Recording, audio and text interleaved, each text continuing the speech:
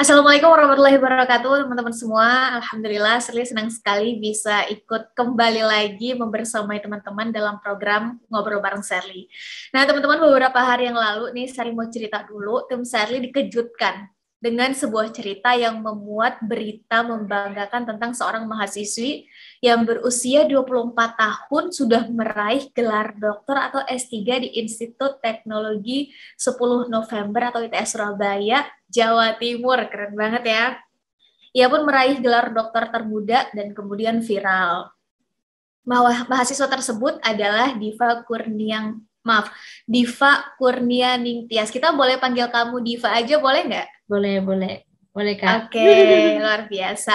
Nah, akhirnya teman-teman, berinisiatiflah Sherly dan tim mencari akun media sosialnya, sosok tersebut siapa, kita kepoin, dan akhirnya kita mengajak untuk membuat video bersama dalam sesi Zoom ini. Dan akhirnya kita bersyukur nemu jadwalnya Diva yang kosong, dan akhirnya terlaksanalah Zoom ini. Semoga kita semua bisa mendapat inspirasi dan energi positif dari ngobrol-ngobrol kita malam ini. Amin. Dan langsung aja kita sambut, ini dia wanita peraih gelar doktor termuda, Diva. Halo Diva, Assalamualaikum. Halo. Kamu gimana kabarnya di sana? Waalaikumsalam warahmatullahi. Alhamdulillah sehat pastinya Kak. Alhamdulillah ya, sehat. Diva, boleh nggak kita tahu kamu nih siapa, kamu ini lahir besar di mana, terus tiba-tiba menggemparkan dunia sosial media menjadi dokter di usia yang sangat muda, perempuan lagi. Boleh kenalin ke kita semua nggak, Diva? Perkenalkan, nama saya Diva Kurnianing Tias. Mungkin bisa dipanggil Diva dan mungkin kalian sudah tahu lah ya berita-berita mengenai saya dan saya lahir dan tinggal di Malang.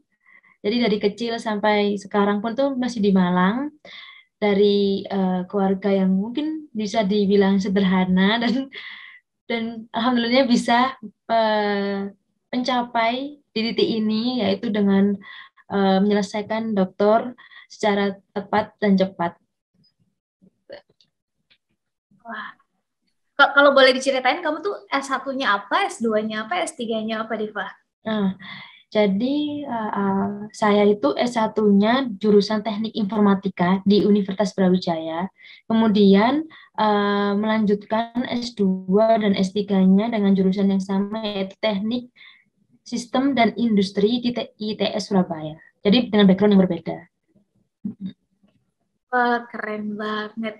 Kita akan banyak bercerita dan ngulik-ngulik nih gimana cara ngatur waktunya, gimana pandangan sosial terhadap Diva. Tapi kabarnya nih tanggal 10 Oktober nanti Diva akan wisuda S3 kan ya? Alhamdulillahnya gitu, Mas. Alhamdulillah ya, insya Allah semoga semuanya lancar persiapannya. Amin.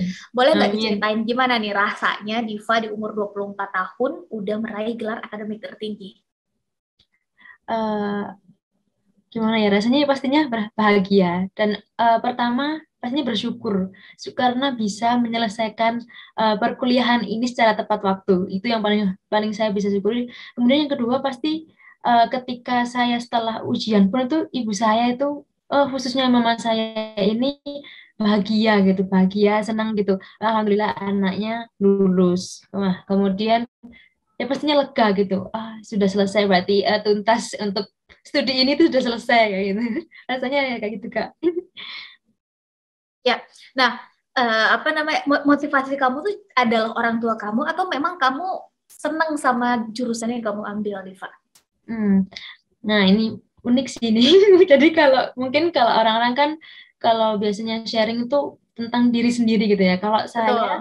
malah dari ibu, dari orang tua saya, dari mama saya sendiri. Jadi saat saya S1 itu saya hanya ingin, oh saya ingin ini karena saya backgroundnya teknik informatika, saya ingin mengimplementasikan ilmu saya ke suatu perusahaan. Nah, kan kalau di informatika mungkin kan yang lah hits kan startup besar ya, kayak apa marketplace gitu-gitu. Nah, saat itu saya mencoba apa ya, bergen. Jadi tahu benar sama ibu saya deal-dealan gitu. Saya ingin benar-benar apply apa implementasi ilmu saya gitu. Akhirnya boleh tapi harus di Malang gitu saat itu. Jadi kalau keluar kota tidak boleh. kalau mau keluar kota berarti harus sekolah gitu pilihannya. Dan akhirnya saya mencoba untuk mencari pengalaman itu di Malang, yaitu di salah satu startup yang langsung meng-hire saya sebagai data engineering. Nah, saat itu, tapi mungkin mama saya itu masih apa ya, masih setengah-setengah gitu ya. Jadi mungkin masih terus berdoa agar anaknya melanjutkan kuliah gitu. Jadi saya selama bekerja itu benar-benar ternyata belum apa bukan passion saya gitu. Jadi kayak merasa aduh kayaknya ini nggak cocok ternyata sama saya gitu. Akhirnya saya mencoba untuk mencari berbagai informasi beasiswa karena mama saya itu tidak membolehkan saya untuk pergi ke luar negeri untuk beasiswa. Jadi harus di Indonesia gitu kan. Kamu Jadi anak kamu anak keberapa kalau boleh tahu jadi Iva? karena saya anak tunggal, jadi pasti Oh, tidak boleh kamu anak kemana-mana. satu-satunya. Iya, Oke, jadi baik. pasti hanya di Indonesia saja. Dan itu paling maksimal di Jawa Timur seperti itu. Hmm. Jadi saat itu benar-benar nggak tahu beasiswa apa. Mungkin saat itu tahunya beasiswa LPDP. Nah, ternyata dari saat itu ada yang share di salah satu di chat gitu masalah beasiswa PMDSU. Nah, akhirnya saya coba apply di situ. Ternyata dan itu uniknya juga. Jadi untuk keminatan saya itu tidak ada. Ada sih tapi apa ya beda gitu loh. Kalau saya tentang artificial intelligence, ada yang di PMDSU-nya itu yang di ITS itu tentang sensor gitu. Jadi kan sangat berbeda. Nah, tapi ada di beda jurusan. Jadi keminatannya saya di optimasi dan yang di dosennya ini juga optimasi, tapi dengan background yang berbeda. Nah, saya kira backgroundnya meskipun backgroundnya berbeda, tapi kalau komunitas sama ya sama gitu ya. Ternyata Tara gitu ya.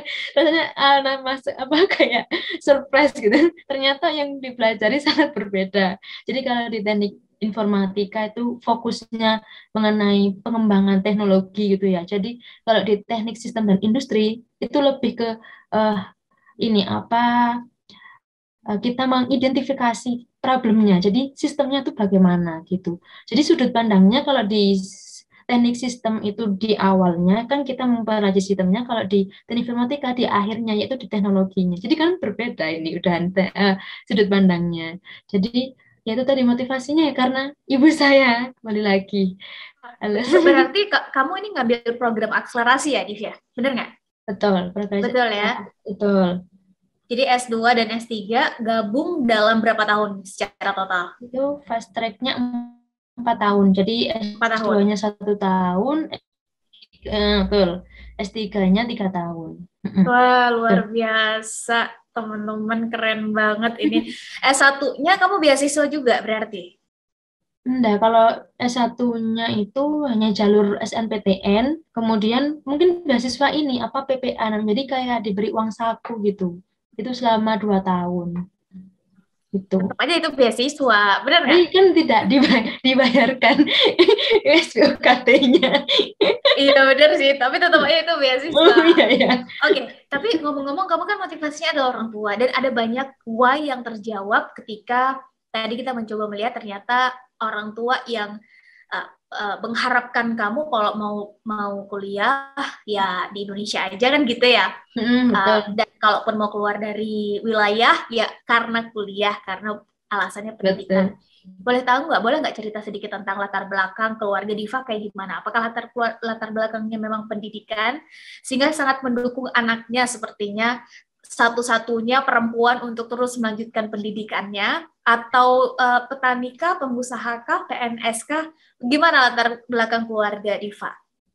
Jadi saya ini tumbuh dari keluarga yang mama saya itu seorang guru, jadi guru PNS di salah satu SMP negeri di Malang. Nah, ya pastinya karena lingkupnya guru ya, jadi kan pasti apa ya keinginannya untuk agar anaknya melanjutkan kuliah studi kan pasti lebih besar dibandingkan yang lainnya. Kalau apalagi kalau apa PNS pasti inginnya anaknya jadi PNS gitu kan daripada di startup kan mungkin masih boomingnya baru-baru ini. Kalau orang-orang lama pasti startup kan swasta nggak tetap itu jadi mending PNS jadi kayak gitu Kak. Tapi kalau sekarang gimana? Masih ada keinginan atau trigger untuk lanjut di startup atau jalan-jalan menjadi founder atau co-founder satu startup Amin. nih dalam bidang pendidikan. Ini kan lagi ngetren kan, lagi Iya, hype nih. benar-benar.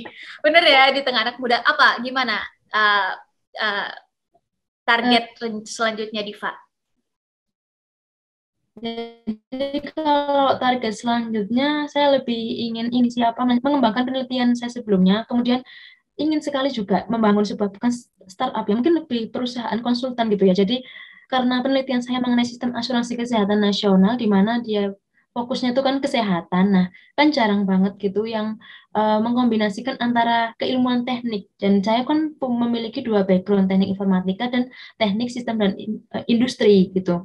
Nah, kan BI itu bisa membantu pengembangan sistem asuransi sekarang atau bisa jadi dikembangkan di manajemen kesehatan atau manajemen rumah sakit gitu. Jadi kalau saya mau ingin membangun sebuah perusahaan konsultan kan pastinya nanti bisa membantu dalam bentuk dalam di teknologinya atau sistemnya. Jadi nanti kolaborasi dengan kesehatan. Tetapi itu mungkin jangka panjang saya keinginan saya. Tapi kalau sekarang mungkin implementasinya lebih ke mengamalkan ilmu ke mahasiswa ya itu jadi menjadi dosen atau peneliti gitu Kak. Oke, jadi Hmm. dalam waktu dekat sekarang adalah menjadi dosen Dosen atau atau peneliti, tapi peneliti. target panjangnya adalah Hmm. pengen punya lembaga Konsultan. konsultan ya. Hmm. Keren banget. Kita tunggu ya karya Siap, selanjutnya Diva. siap. Amin. Semoga teman-teman yang Amin. menonton video ini juga mengaminkan di doa baik kita semua dan harapan baik kita Amin. semua. Amin. Iya. Diva, kamu kan masih muda, Hmm. perempuan, berprestasi, Hmm. curiosity yang masih tinggi, semangatnya juga masih besar. Boleh Hmm. nggak cerita, apa sih sebetulnya inspirasi terbesar kamu yang membuat kamu tuh terus punya semangat dan sebetulnya siapa selama ini yang apa dan siapa yang menginspirasi Diva sampai Diva uh, ada di titik ini? Hmm. Nah, kembali lagi, aslinya ya karena mama saya itu tadi. Jadi, karena mama saya itu, karena anaknya cuma satu, meskipun ya agak-agak nakal dikit gitu ya. Jadi, kalau bisa saya harus bisa membahagiakan dan membanggakan ibu saya. Jadi ketika kita down, ketika saya down atau udah bosan atau langsung berpikir, oh, kalau mama saya senyum atau bagaimana kan pasti lebih lebih bahagia. Pokoknya saya gini saya memikirkannya orang mama saya harus bahagia dulu baru saya jadi itu. Nah, kalau semua mau memutuskan sesuatu pun kayak saya harus melanjutkan studi sesuai dengan keinginan ibu saya atau siapapun, saya tetap harus melakukan itu. Tetapi ketika saya melakukan itu saya harus bertanggung jawab. Jadi kalau ibu saya menyuruh ayo lanjut studi dan saya ternyata mau, berarti saya harus tanggung jawab, harus menyelesaikan itu tepat waktu. Jadi bukan malah di tengah-tengah malah ingin sudah down atau ingin pindah ke lain gitu. Jadi kuncinya di sini yaitu saya hanya dari ibu saya lagi fokus dan itu tadi harus bertanggung jawab atas apa yang kita pilih gitu Kak. Nah, ini menarik, Div. Kan bertanggung jawab terhadap apa yang kita pilih. Kamu udah memutuskan di satu jurusan, Mm-mm. S2 dan S3, yang ini kan nggak 2 bulan, 3 bulan terus selesai kan. Ini butuh waktu Betul. beberapa tahun yang kamu harus konsisten Mm. menyelesaikan itu. Mm. Nah, boleh nggak, Div, cerita atau berbagi nih dengan kita perjuangan terberat apa yang kamu rasakan dalam perjalanan meraih S3 semudah ini? Nggak banyak loh, Div, yang bisa melakukan hal yang sama kayak Betul. kamu. Kamu tuh punya waktu bermain gak sih? Atau punya waktu untuk bersosialisasi dengan teman-teman gak sih? Waktu tidur kamu tuh berapa sih dalam satu hari atau gimana? Boleh nggak Hmm. cerita ke kita? Boleh. Jadi gini ya, saya ceritakan mulai awal mungkin ya. Jadi saat saya masuk ke jurusan yang berbeda itu benar-benar saya tuh merasa di titik yang terendah mungkin ya. Jadi kayak apa ya? Yang lainnya itu sudah mau mencapai garis finish, saya masih mau mulai gitu ya. Terus saya harus menyelesaikan itu dalam 1 tahun, satu tahun gitu.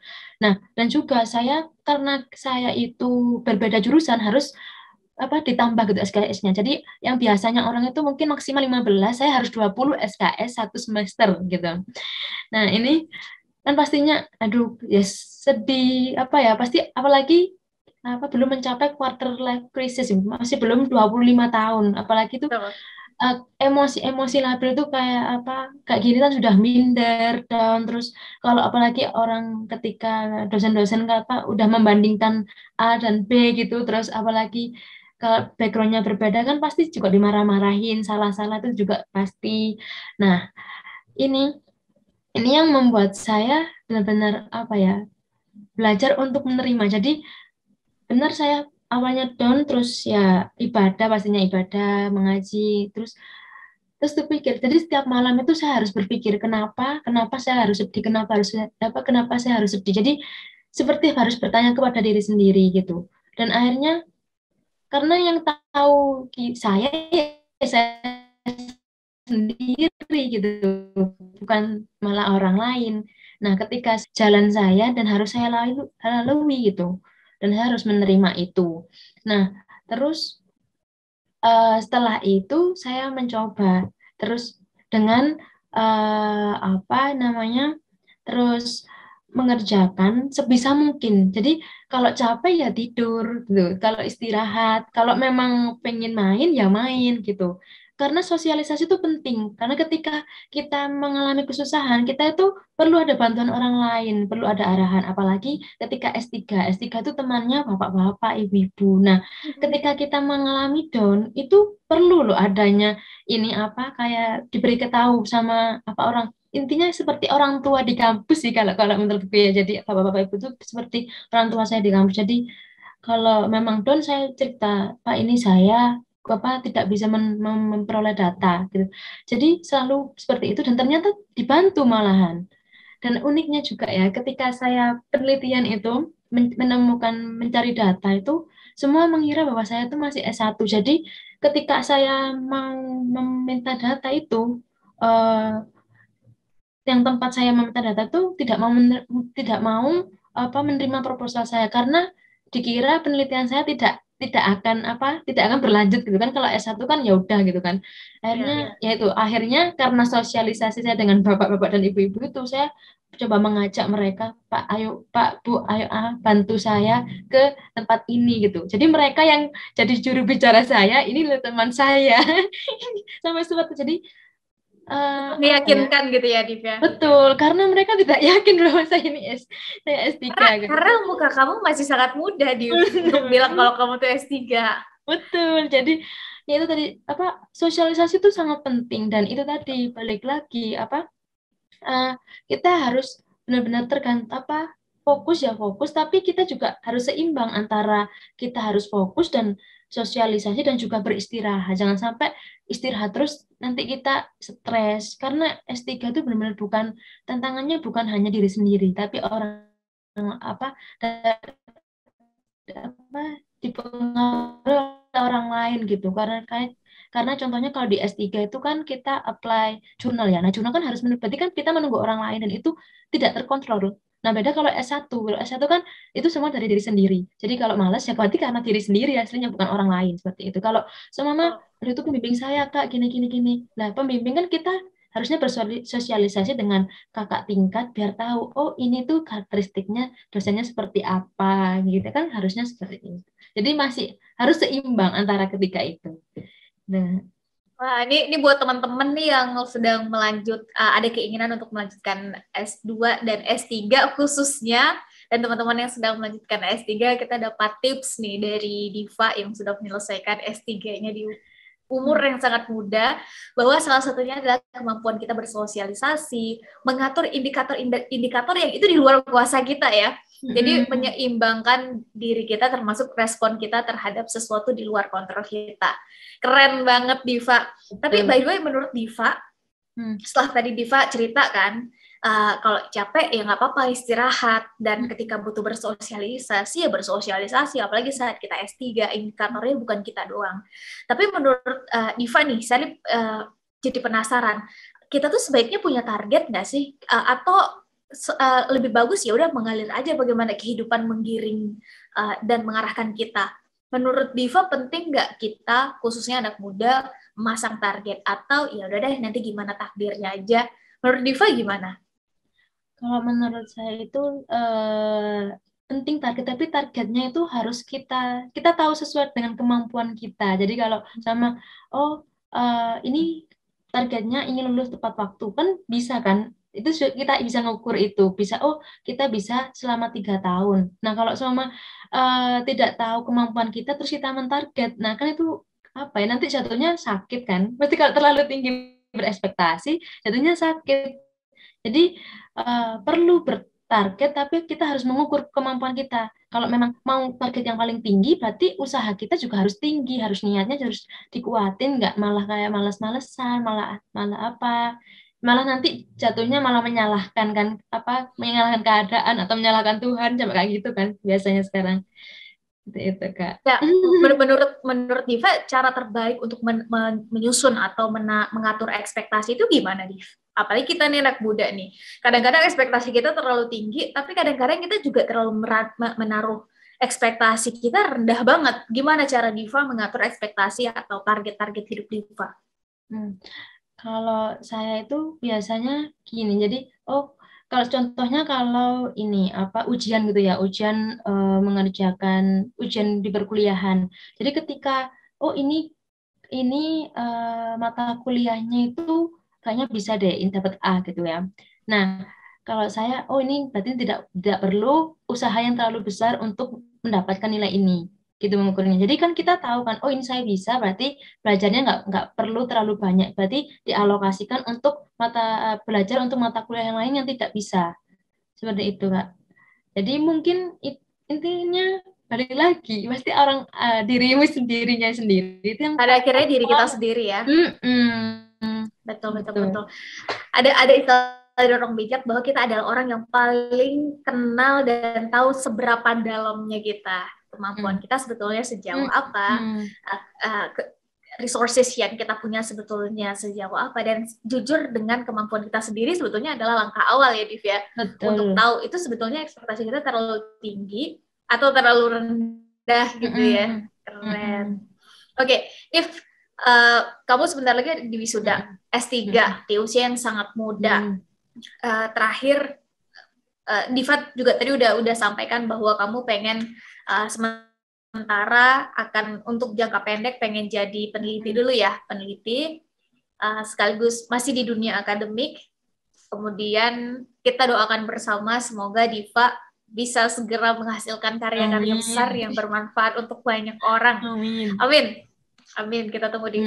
Boleh dong Div, pesan apa nih yang mau Diva bagiin atau mau Diva sampaikan kepada generasi muda di luar sana agar tetap semangat dan optimis dalam mengejar target dan cita-citanya. Jadi ini sih yang selalu saya tanamkan pada diri saya sendiri itu, bahwa capaian saya sekarang ini adalah capaian saya sesuai dengan kemampuan saya.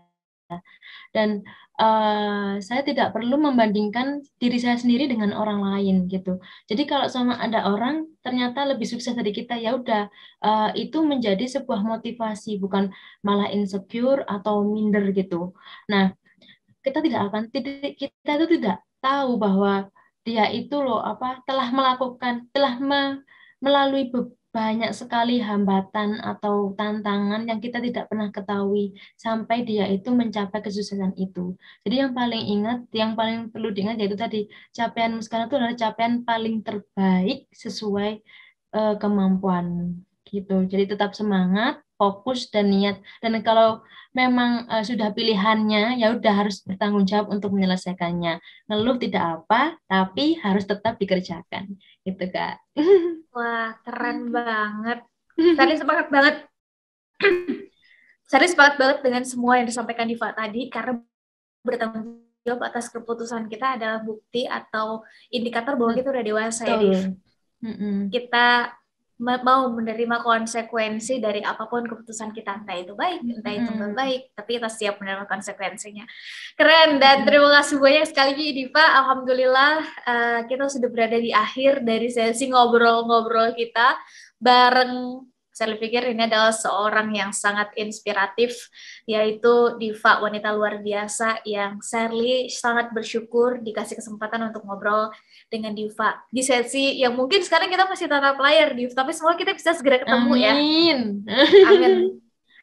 Kamu berkabar. Semoga banyak hikmah yang bisa teman-teman ambil dari ngobrol-ngobrol kita kali ini, dan sukses untuk kita semua, juga sukses untuk Diva atas target-target selanjutnya. Semangat selalu untuk kita semua di tengah kondisi seperti ini teman-teman, karena kita adalah orang yang paling bertanggung jawab untuk siapa kita di masa depan, dan perubahan serta masa depan itu didesain. Kalau bukan kita yang mendesain masa depan kita, jangan salahkan ketika orang-orang di sekitar kita yang justru mendesainkan masa depan kita. Terima kasih teman-teman sudah menonton video ini sampai akhir. Sampai bertemu di program Ngobrol Bareng Sally selanjutnya. Assalamualaikum warahmatullahi wabarakatuh.